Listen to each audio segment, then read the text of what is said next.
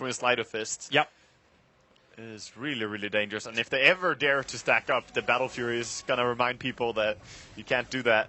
So how does C9 end this? Like, the 5-man movement with initiation to a big fight seems to have been their way before. Can they still do that, or should we look into a split push? I'm not sure. I think they need to win a team fight still, so it's all about the initiation. Find the right point of initiation with the Queen and the rest. But one thing that I question, Queen has 13 armor. With a full gear cap, she did not go for Assault Cuirass, she did not go for Shivas. Yep. Against this form of physical DPS and a Dazzle, Yep. I think they're honestly in a dangerous spot because of itemization. Sure, they have their Assault Cuirass on their Razor, but you definitely need as much armor as you can pump into this lineup. The interesting thing, though, like, if you watch the way Fader plays most of his previous team fights, it's just been this nuke down the supports. Like, it's like, okay, I got to kill Leader, I got to kill Dazzle. If I kill them, we should be able to win the fight. If it's worth my life, we go for it, and then Envy rolls through the rest. Yeah, he lets the Batrider go on the Gyrocopter, and then he goes on the Dazzle so that Dazzle cannot save the Gyrocopter. That's pretty much their play. That's how they take the fight. But at this stage of the game, it's, you know, you need something, of course, to stop the Dazzle, but can you commit the Queen to that? Can you actually? I think Lion has to find his way in there. Speaking of Lion, look at his item build. This is really strange to see. The day gone late? Really strange to see him pick up a late... Oh, Bone 7! He's actually got it! That was the full Satanic. That was so huge. Very nice clutch play by Bone 7. He and saw he it was coming. so close to being punished as well. The hilarious thing is that if you looked at what LGD were doing, like they moved the Courier up so they could see on the high ground. They're The gonna Tusker push. knew he needed to de-ward it out as well, but they still walked up and did it that way. Like you could have actually had the Courier on the left side. They're going to being more capitalize. defensive. Yeah, they're going to capitalize on this try and go before he gets the Satanic now. Because they know it's purchased, so probably no buyback. But the Aegis only has another 30 seconds. Yeah, it doesn't matter. Like, if you wait until the Satanic is up from the Courier, you're just going to lose so much from that. But if you also push and you lose your Aegis the more, Envy might find himself in a real rough... Because he's in the... They're not ready to push. Envy's a big boy. He will handle. Is there anything on the Courier which you can take back? I think you honestly have to go now. He's just to mock him. He's buying Satanic over on the Dire Courier right now. Yeah. He doesn't have the money for it, though. He's short by 250. So there goes your Aegis burn. Yeah, they were just waiting for Aegis to be removed and get the Satanic on Envy and then go. Because if you just wait for the Courier to respawn, you're going to lose so much. And right now, look at Gyro. No buyback and still the same items that he has had for the last 15 minutes. But you got Ember with a buyback. I know if he dies, he's lost the Rapier. Yeah. But still, he was doing a lot of damage even before the Rapier came up. Oh, he's terrifying, for sure. It's more the fact that if you wait, he's terrifying and Gyro is terrifying. Yep. So you have to, go when it's still manageable, because we're just above an hour right now, 62 minutes in. And as I said, you do not want to go into a 92-hour game, something like that, against LGD's lineup. But it's Cloud9's You straight up don't. Cloud9 love these late games. No, C9 don't. They don't like this one. But in general, they find themselves in 2.5 hour games. Yeah, about that. Here they Some come. techies, maybe. Cloud9, well, the tombstone drops on the mid, and there's your lasso. He found Yao, Oh, so he got him. Tusker being pulled back out again. Where is your damage, though? Like, you've got Fader attacking the melee ranks on the top, and then Sleight of Fist Searing Chain with a Blink Dagger up. Fader has to BKB himself away to safety. They still haven't gotten rid of the tombstone. Now Silo will come in and do the job. Yeah, So the top racks remains, the mid tower remains, and Cloud9 also triggered the Eye of the Storm. They got the pick off, but it's just a Tusk. He has his buyback as well. Yep. And they use their Flaming Lasso, which means they can't control the Gyrocopter in the next fight. So they're just being very, very cautious in their approach, and this is allowing the Gyrocopter to slowly make his way towards buyback money. 1,600 to go. It is very expensive to buy back 1 hour plus for a Gyrocopter. It really is. At the same time, though, you look at C9's buybacks. Because of all the purchases they're doing, they've got 3 buybacks. Batrider, Lion, as well as Quap. It's the Razor where you kind of need to have him multiple times over, because once the Quap has triggered a Refresher Orb, what more does she really bring to the fight? Yeah. Because you don't have the mana as well. Yeah, you do have the mana in the end. I suppose it doesn't cost mana. when you got a 3k pool, maybe Yeah, you do. you regen very fast with the Refresher. He has 42 regen per second, so yeah. that still makes up for it. But as you said, he doesn't bring much in the continued fight. He's about a quick pick-off. So far up, they jump in, they go for Bone 7 with a snowball up. They still haven't found the kill yet, and the stun Yao, Shallow Grave will be protecting him.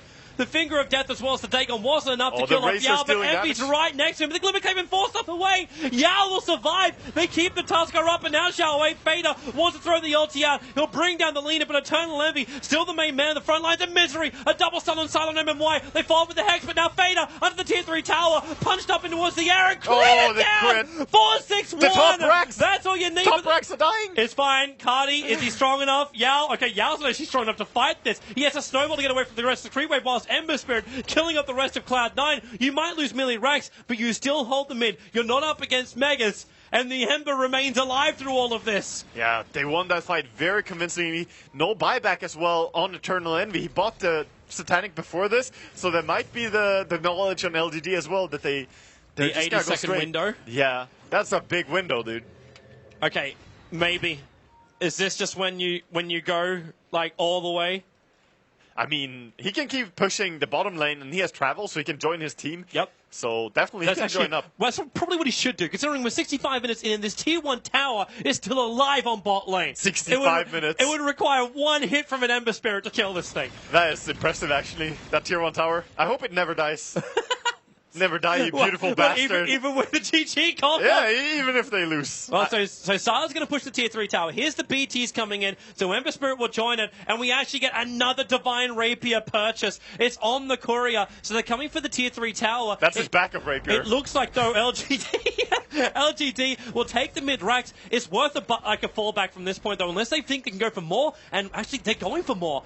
The Lincoln Spears can be triggered now over on the Ember Spirit. They're taking up the tier 3 tower. 18 looking seconds. for the melee racks on the top. Bone 7 jumps in. He drags back Silent. That Bone damage. 7! The damage coming in from Ember. Yao will punch him down. The Sonic Wave was nice, but the damage is negligible. They'll actually get even more kills, more time. Envy's alive in 3 seconds. There's your Dagon going to work. Critical item from Misery. But the melee racks, they really want to have this dead. They're taking care of the creep wave. And the tower, the racks, Sylar still going at it. He's got to get away from this one. He takes out the melee and then the blinking. Misery, dead and burning, right from the Ember Spirit. Fader still on the front line. Silent MMY. Where's that Ember? He's running away. He can't really risk coming back in here again unless he loses the rapier. Or do they feel like they can take this? Envy's on the front line. Tusk Fader is trapping actually in. trapped. There's no BKB for 2 more seconds. Sylar will drop, and maybe are you still going to stay here? Tusk Here comes is here. Tusker. He goes for Fader, throwing him up into the air. The BKB is up. Snowball protecting. The Sigil's still going to drop, and he rolls over towards Envy. Blink Dagger, 2 more seconds. Too long on cooldown, but the Shallow Grave from MMY. Ember Spirit back in again, going for Fader. Spirit jump, Nice Spirit pick ball. off. He takes it out. Envy will still be tossed around like a rag doll, but maybe he's going back in again. The creep wave actually hasn't ended. Where is he going?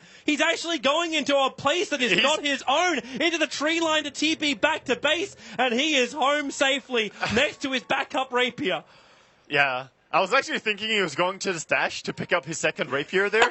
It was possible. He could have returned it on the courier at home. But, okay. You see his maneuverability during that fight. I almost don't want him to drop the Blink Dagger. Yeah. That's doing so much lifting. That's why I was saying, like, he will probably drop the Lincolns before the Blink Dagger in this game and just let someone else buy an extra Lincolns. Yep. Or even the Battle Fury. At a very late stage, it's all about killing heroes. And killing Roshan. This is the first Roshan LGD get to take the entire game. Yeah, if they get this Aegis, this is really nice. Drop the drums on Gyrocopter. I don't think you wish you'll be gained, man. That tier 1 tower's dying to just a creep wave in a moment. Oh! But Ember Spirit's got to get there. Like, he can spirit in and he'll find the damage, but who's coming down? No-Tell. He doesn't have Tombstone available, just throws the ward, so they cannot stop this Roshan. Oh, they will try, though. They know how bad it will be if they don't. They're right underneath an Observer Ward. Bone 7 jumps in. He found Xiao Wei. Started fifth Syrian Chain, making so he can't drag him back any further. The Shallow Grave keeping Xiao Wei alive. He does have Force Up and Yule Scepter, and with a cooldown, they bought some space. Eternal Envy turns on the BKB and the Satanic, so no extra life steal in a moment. He's trying to get the kill. It's not enough. Xiao Wei, MMY keeping up his captain, and Sylar even in more trouble. They might want to have that. The fight's gone so long. The Tombstone's back off cooldown. Now down the high ground. They need to bring this down. The support's doing the work. So there goes your Tombstone. Eternal Envy. He's going to drop. Maybe he's here on the front lines. He found the kill. It's a death gold. 66-66 going after Big Daddy No-Tail. Throwing him up. That's going to be Yard doing the work. The more TP support, but it's Misery. Maybe he's hunting him down. Burning him. He'll use the cheese to stay alive. And No-Tail, where is this damage? We're split to 2 different sides. Misery. No, it's a crit. Oh my it was God. almost 2K. 1968 in the crit for that one. Cloud9, they're backing up with their tail between their legs. Yeah, and they have nothing on the lineup of LGD right now. This is gonna be brutal. They have buyback available on Razor. He has to do it here. Can't just let the enemy take your entire base. This will Actually, be it. they have the tier 2 bottom, but they're still just going to go for a throne here. They still have the tier 1. Oh, they're killing effigies. C9. They're going for the GG push. They're actually using the Void to pick up the gem.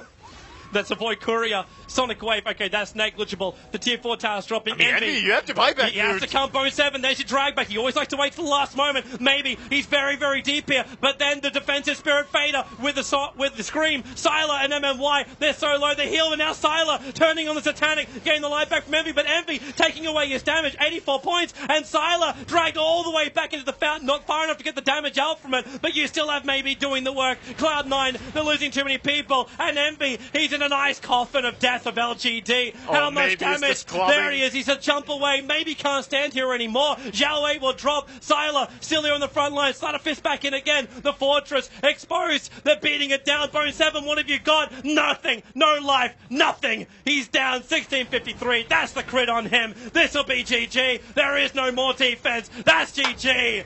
LGD take game number 1 against Cloud9. GG, well played. What a crazy game. LGD 70 minutes in and 6 seconds is when they managed to turn this around finally and take the enemy Ancients. And it's going to be one long day for everyone watching. You don't want to go anywhere. We'll be back for game number 2 of this 2-game series. LGD versus Cloud9 for the International 5.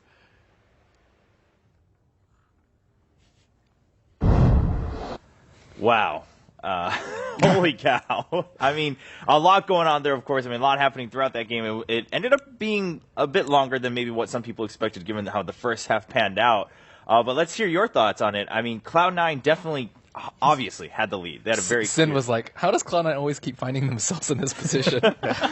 It's a very classic Cloud9 game. They get really far ahead. They get 1 or 2 lanes of racks, and they have this, like, historically just have this problem finishing games, like reaching high ground. That is, for me, that's their only really major weakness. And I think the reason they haven't won many championships is that they don't win games like this one. It's early on in the group stage, so you could say it might not be that important in the end. But still, it's kind of an ill omen of things to come if they get into the situation again. How's this going to affect them mentally going into game 2 and going further in the tournament? Right, especially because it's been a historic thing. It's not just suddenly at TI. Like, this has been, like, this is kind of what a lot of people know of Cloud9. Like, that's their color, so to speak, which is not a good color to have.